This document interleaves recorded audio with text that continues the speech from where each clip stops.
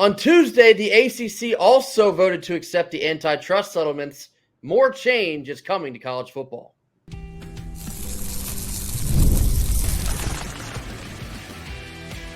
You are Locked On Wolfpack, your daily podcast on the NC State Wolfpack, part of the Locked On Podcast Network, your team every day. What's up, Wolfpack Nation? It's time to get locked in with Locked On. Thanks for making Locked On Wolfpack your first listen each and every day. We are free and available wherever you get your podcast and on YouTube, part of the Locked On Podcast Network, your team every day. Happy Wednesday to all. As always, I'm Grayson Boone, joined by former Wolfpack defensive tackle Kenton Gibbs. As I mentioned, the ACC's presidents and chancellors have become the second P4 conference to accept the antitrust settlements, including the House versus NCAA. So if you remember just a couple weeks ago, we talked about this being brought up in this landmark case for schools against the NCAA, basically stating that they are owed millions, if not billions of dollars of back pay from all the years that athletes are essentially being exploited by their own name, image, and likenesses. And this also comes in conjunction with the future of a potential revenue sharing model across P4 schools.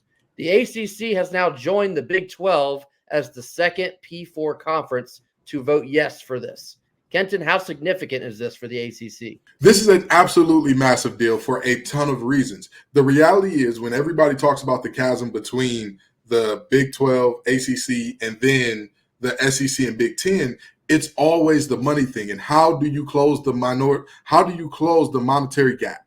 That becomes the question. And you close it by things like this. And I know that people are going to say, well, the SEC and the Big 10 are about to get in on it as well.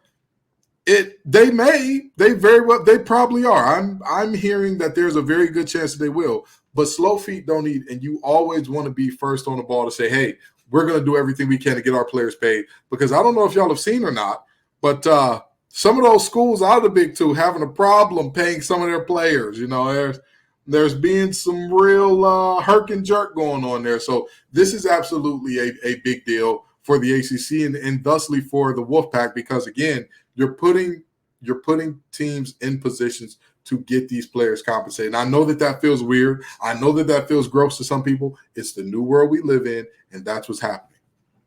The lawsuit is also pursuing a cut of future broadcast revenues for athletes. I believe the numbers worked out to roughly $20-ish million per school in the P4. So for NC State specifically, a large payment like this one.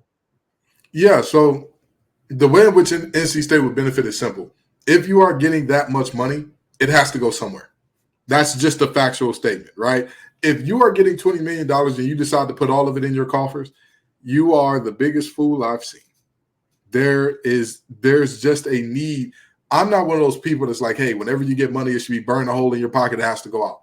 Not saying that. However, when we talk about hitting that ceiling where there's no longer return on your investment, because I talk about it a lot in terms of, hey, Oregon and Texas, how many national championships have they won in the past, I don't know, 20 years? I say that because they spend more money than anybody on facilities, on all of the sleep scientists, on all of the things. And, you know, their locker rooms look like spaceships and all that.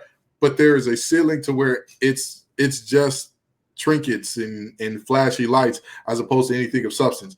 I don't think that the Wolfpack have quite hit that level to where there's nothing of substance for the pack to gain. I think that there's absolutely something there. And like you and I have talked about on this show previously, this not only means a possible increase in scholarships for a team like baseball, but it also means that maybe even for basketball, maybe even for some of these other sports that are struggling with their scholarship numbers, this type of money helps.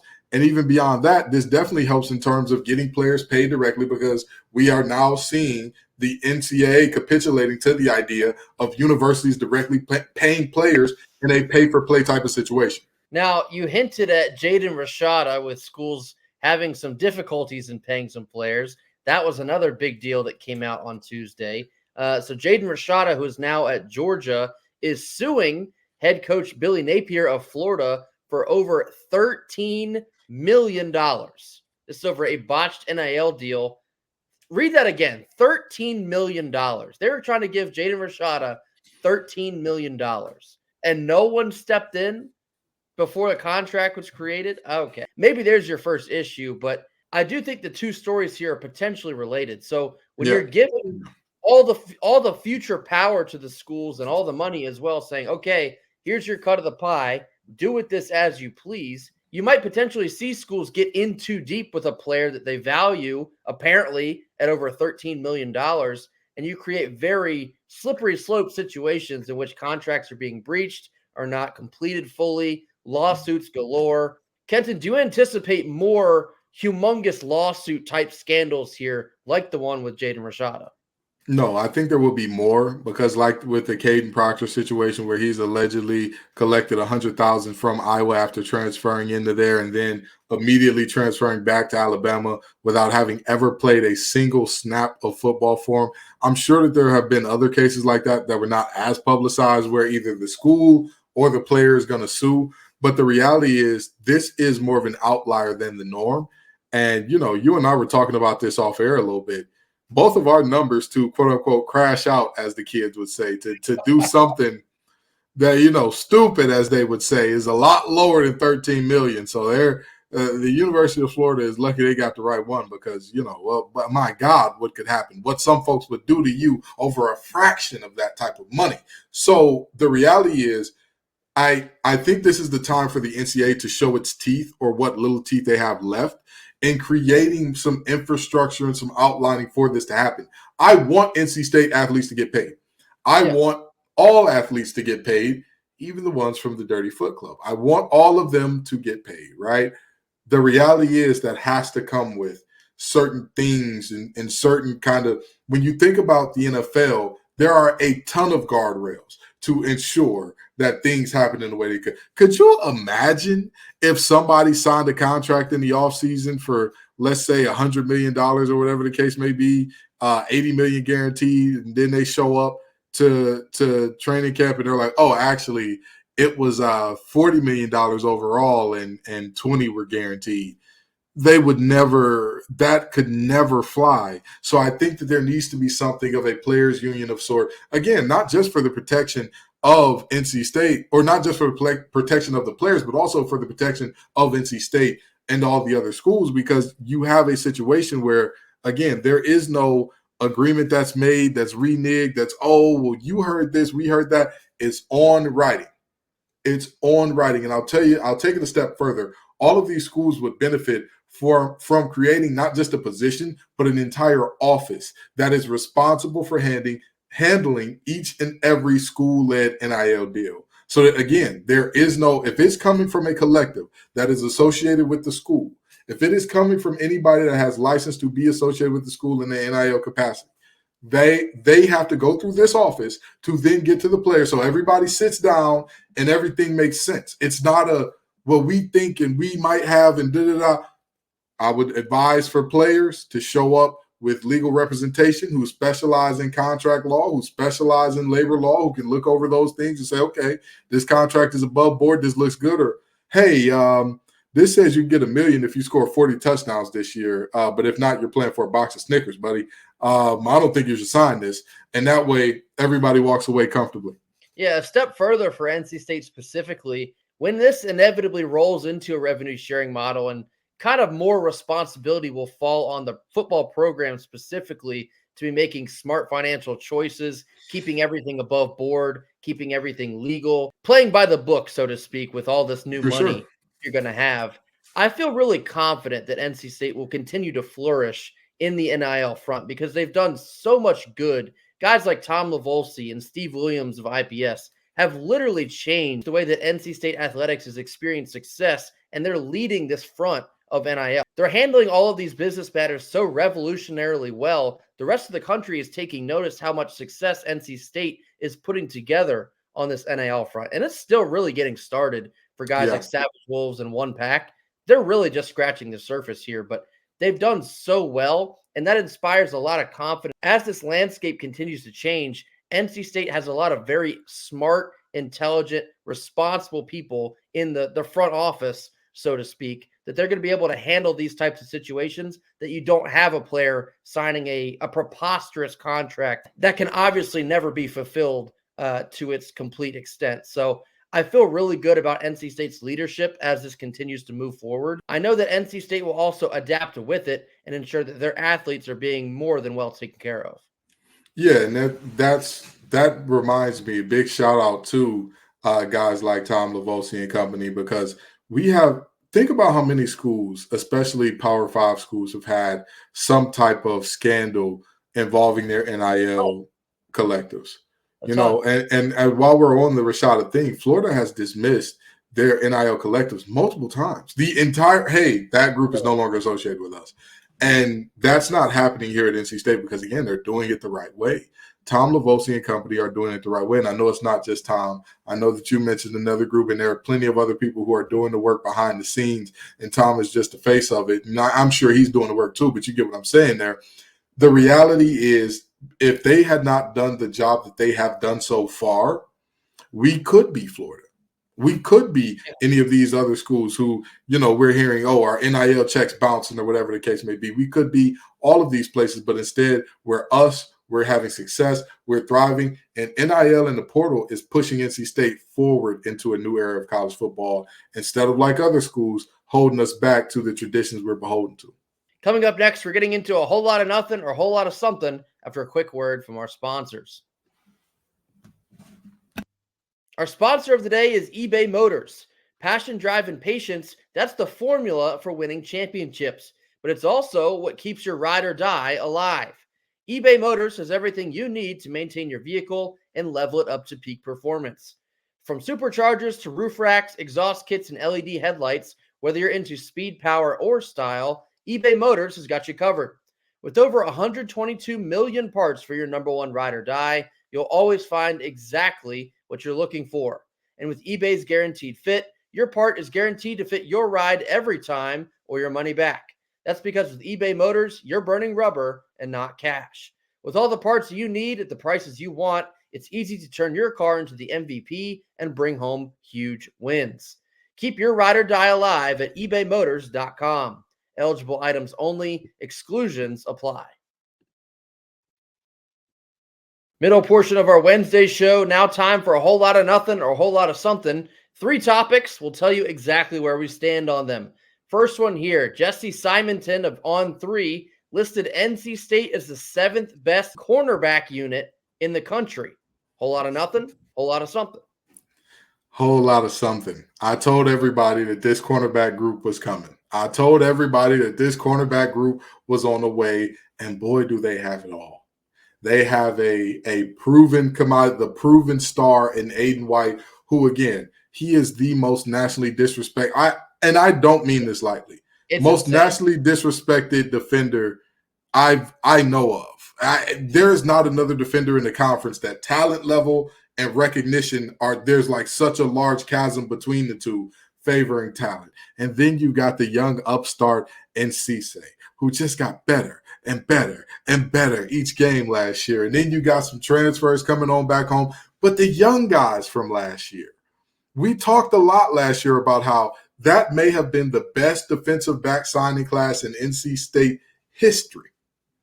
And here we are seeing those guys get a little bit older, a little bit wiser, a little bit faster, a little bit stronger, jump a little bit higher, recognize plays a little bit better. I think it's a whole lot of something. And I'll tell you what, these teams better watch out. These teams better watch it, because even if there is some problems on the linebacker core front, the defensive line is so good at the top that I doubt until you get to the depth of them, you're still going to have problems running the ball. And with this defensive backfield, throwing it ain't going to be a necessarily short order either. It is most definitely a whole lot of something. And I'm very glad to see them get a little love here nationally, because our cornerbacks for the last several years have been very solid. But Kenton, I know you've been very high on Brandon Cisse. He's a stud, man. He already had impressed us by the end of last year, despite showing some early struggles there in that VMI game. But I remember that, Kenton, you marked that game and said, watch how he builds off of this. He got kind of exposed, let him take his licks, but that's something he learns from. And then by the end of the year, he's making a difference as just a true freshman. You get a whole offseason under him. He's going to be the starter opposite Aiden White. I'm looking for a massive season out of Brandon Cisse, and I think he can deliver. He's going to be another lockdown corner, and that's even before you get to Aiden White.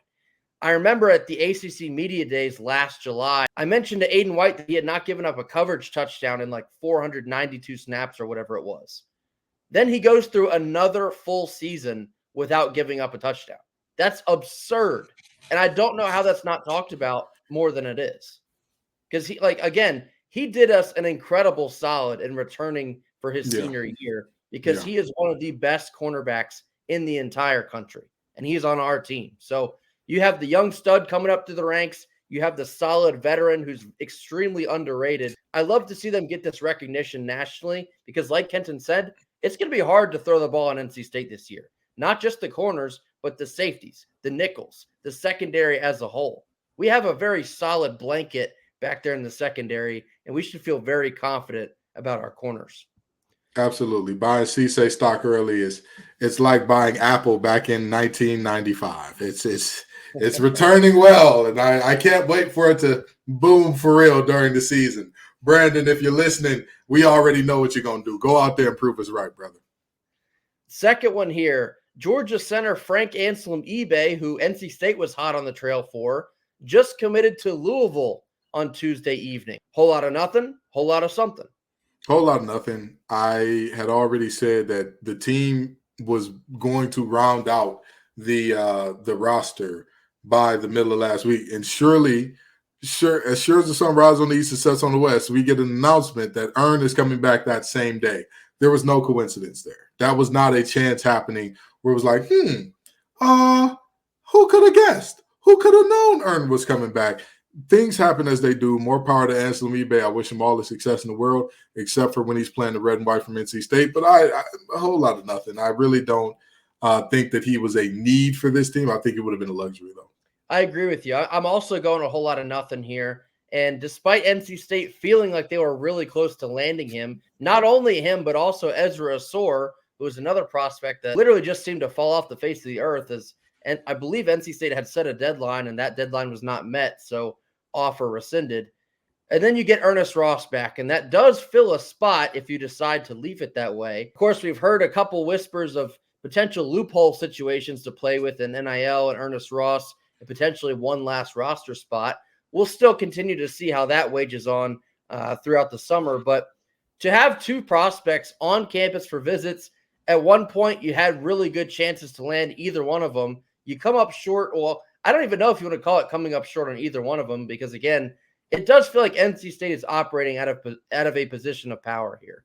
And if they didn't feel like they were the correct fit at the end of the day, then fine. We keep it pushing. You bring back Ernest Ross. Everyone's excited about that.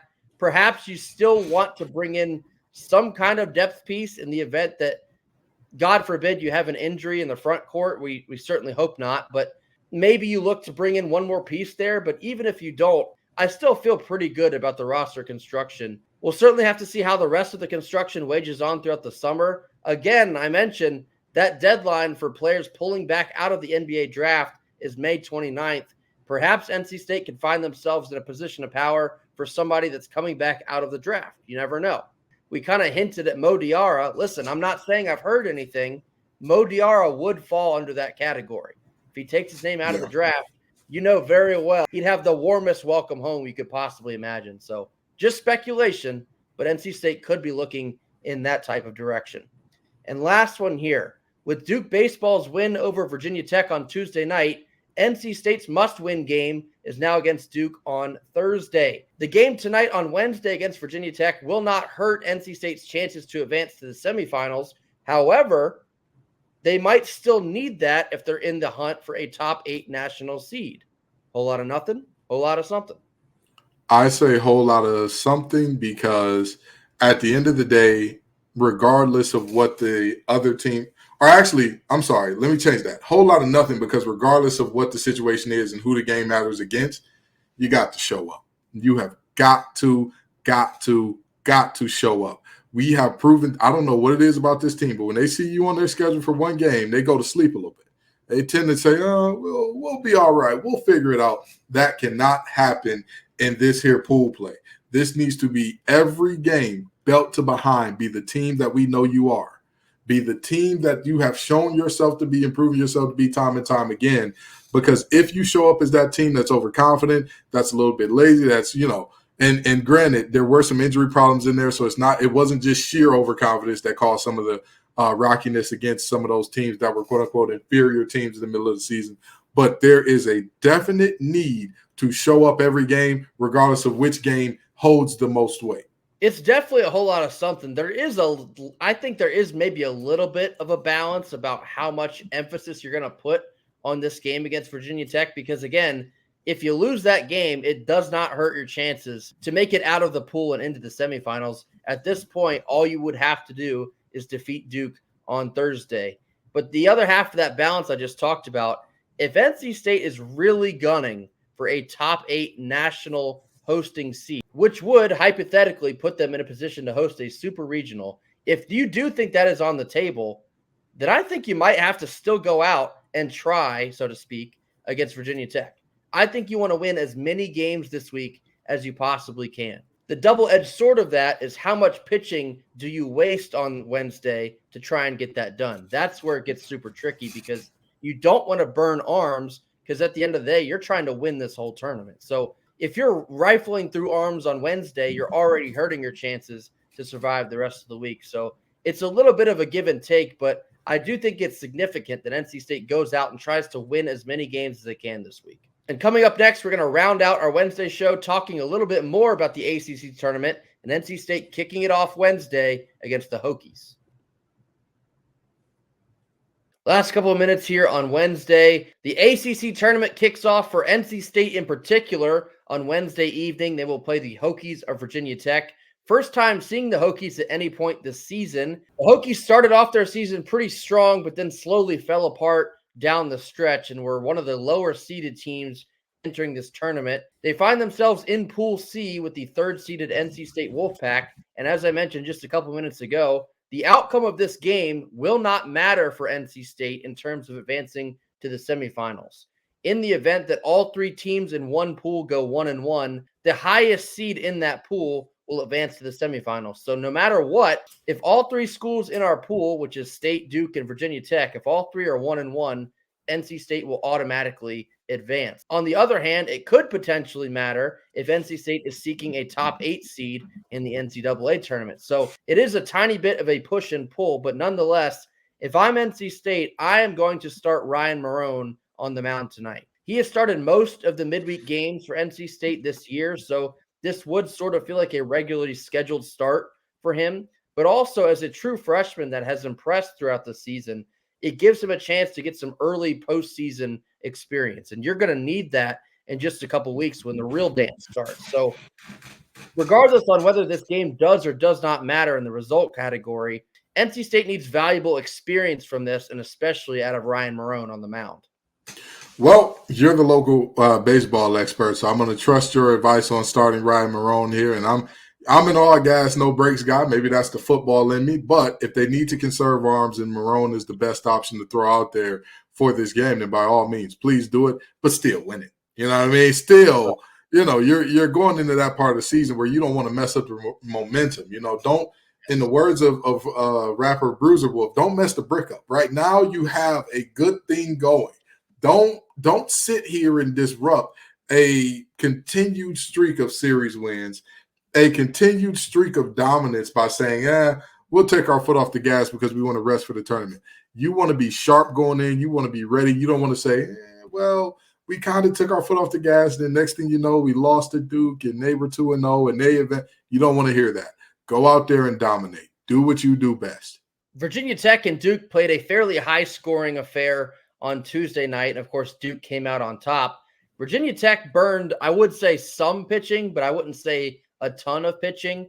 But that pitching I'm referring to has not been very good for the Hokies. So This is a night for offense to truly carry the water for NC State. You don't want to burn too many arms on the mound, but the offense can still come out hacking. I'm looking for NC State's bats to carry us to the victory here. And then the real test comes on Thursday night against Duke. That will be for all the marbles in your pool, so to speak, before you get on to the semifinals. So yet another ACC tournament starting here for Coach Elliott Avent. He's never won one of these things. It might just be the year. And all the momentum they've built over the course of the last month. They have not lost a series since the middle of April. I believe that was on the road at Louisville. They have been on an absolute tear since then. No time to slow down now. There's a lot of national media members that are picking NC State to win this tournament because of the momentum they have. The team should feel extremely confident that they can go into Charlotte and do just that. They have the offense. They have the pitching. You have to just make sure you don't get too cute with tinkering with lineups, tinkering with the rotation, the whole 9 yards. So I'm looking forward to NC State in the ACC tournament. It's one of the best times of the year for NC State sports fans. I'm telling you, I said this once, I'll say it a million times. Postseason baseball is electrifying. And seeing NC State in this position to make a lot of noise this year, get ready for a lot of fun down in Charlotte this week because we're trying to take home a title. Leg 2 of the trifecta, leg 2 of the sweep is underway.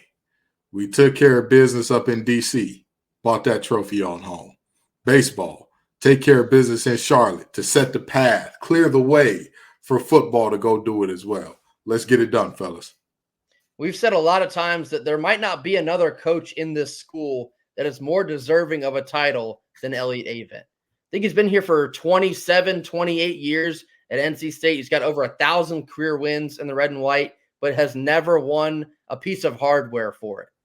What better time than now? He's waited long enough. He's been through it all. He's seen it all. He deserves this ACC championship. And right now, this team, they feel like they have all they need to go get it done. So the journey begins tonight in Charlotte, 7 p.m. against the Virginia Tech Hokies. And then the game of substance will be Thursday night against Duke, also at primetime, 7 p.m. That'll do it for us here on Wednesday. Thank you all so much for joining us. Be sure to hit that like button. Drop your comments in the comment box. Tell us what you think about the future of the NCAA and the potential revenue sharing model coming down the pike. Tell us what you think about Frank Anselem-Ibe committing to Louisville and kind of disappearing off of the radar of NC State. And tell us what you think about the Pac-9 getting ready to gear up down in Charlotte to potentially get Coach Elliott-Avent some hardware. Hit that subscribe button if you have not already, and we will see you all tomorrow. Until then, go Pack. Go Pack.